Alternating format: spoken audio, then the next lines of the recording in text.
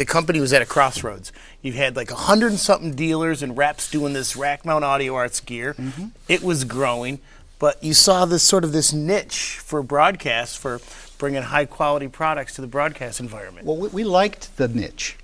And the reason that we liked the niche is because there was a lot more predictability and dependability on it.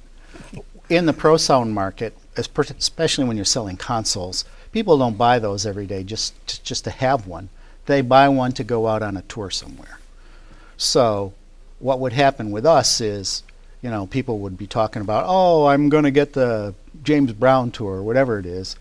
You know, this is kind of what I'm going to need, but they wouldn't have any money.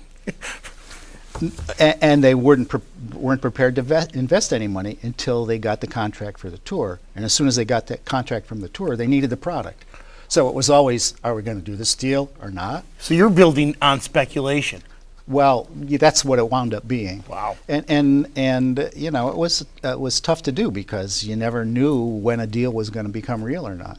And broadcasting was the opposite of that. More consistent. Very much so. If someone said they were going to buy a console and build a studio, they would do that, and they would send you the money that you needed to do it, and it was all very straightforward.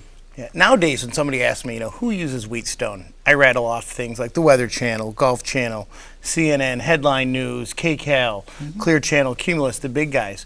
Who back then was your big Audioarts customers? In your mind, who was your star customers back then in the 70s, or the touring groups? I remember Gary got an emergency call one day.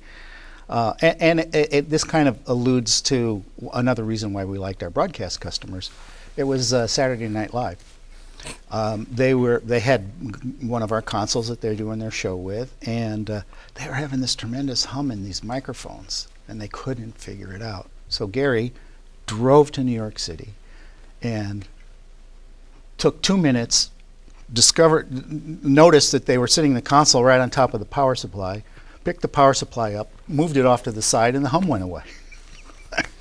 Saturday Night Live. That for Saturday Night Live. Yeah, I remember a console, an old Audioarts console coming back in Syracuse when we were up there from the Apollo Theater. Yes. I mean, we had some really good legacy stuff in Audioarts back then.